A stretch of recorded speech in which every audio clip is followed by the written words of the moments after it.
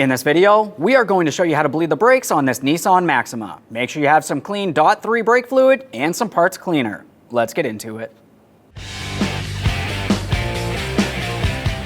Okay friend, let's get started on our job. The first thing we need to mention is we will have to remove all of our wheels, so you want to make sure you're in a safe area to do so. After completing that, we're underneath the driver's side hood, just behind the air filter housing. You're going to find your brake master cylinder. Before we remove the brake cap, let's make sure we clean up the area to confirm there's no miscellaneous debris that could fall inside of the braking system. Let's go ahead and take hold of that. We'll turn it counterclockwise. A little tight in here. Now as we lift it up and pull it away, we're making sure that we turn it over to see the seal, but we are also not doing this over the master cylinder so nothing falls inside. Now, if you were to look deep inside this area, you're going to see brake fluid, and you should also find that you have a small screen. I'm going to remove the screen so we can remove the fluid using a small pick here. For this, I'm just going to carefully try making my way around the edges. Typically, it will pop out of place. When you do remove it, you want to make sure you have something underneath it so that brake fluid doesn't get on anything. A quick inspection of the screen and we'll set it aside. Now to extract the fluid, we're going to use a fluid extractor. You can use one like this or something that you can use air.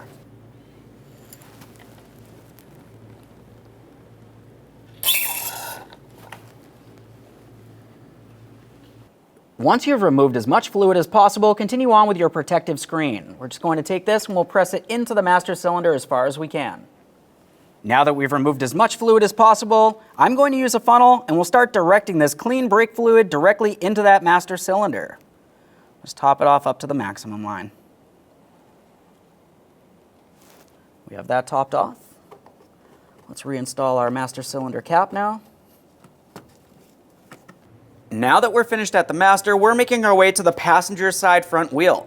This is where we're going to start our brake bleed. Now this is going to be easiest with a second person. The second person will be inside of the vehicle and we're going to have them pump up the brake pedal approximately 3 to 5 times, hold it, and we're going to open up the bleeder screw along the back side of the caliper here.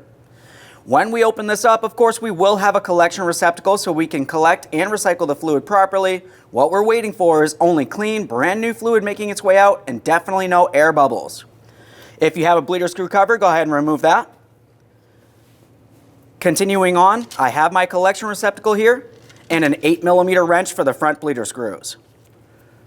Go ahead and pump up the brake pedal, please.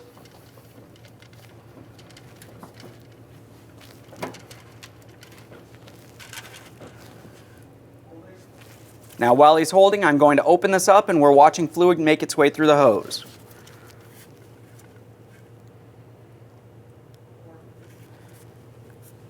All right, he got that closed. Let's go ahead and do it again.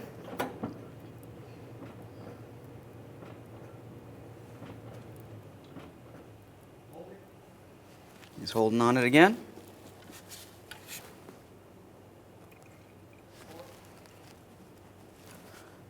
Go ahead and do it again. Just going to reset my wrench.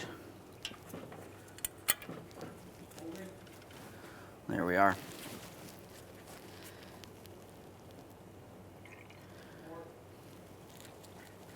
Let's do it one more time for this wheel.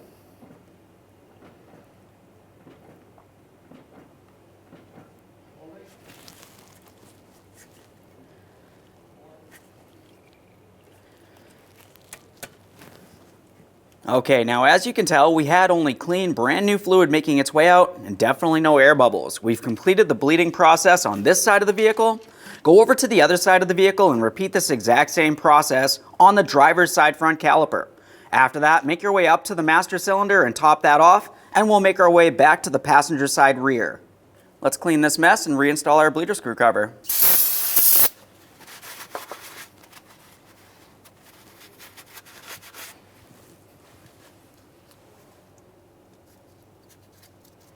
Back up under the hood, we're at the master cylinder. Let's go ahead and remove our cap. I have my clean funnel and brand new brake fluid. We'll top this off again. There we are.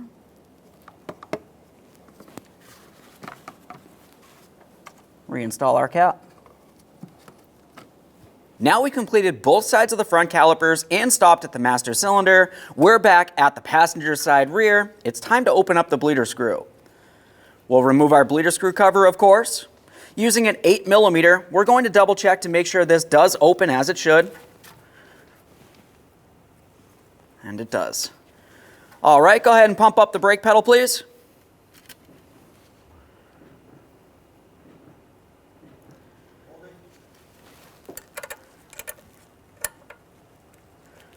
Wrench on there.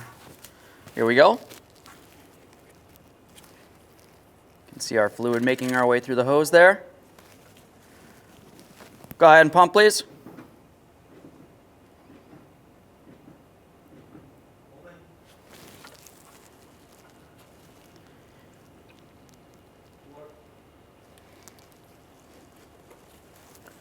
Now, as you can see, we have only clean fluid making its way through. I did see some small air bubbles, but that's typically due to the fact that this isn't a very tight seal here.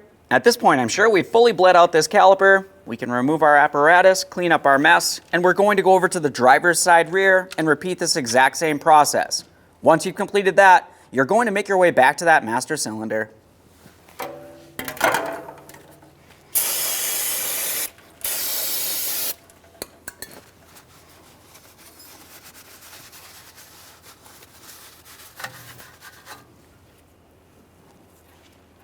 Now we've bled all of the calipers, we're back at the master cylinder. It's time to top it off. Looking along the side of the master cylinder, you can see the line. That's the maximum line right up at the top here. We'll remove that cap and continue on adding up to that maximum and reinstall the cap.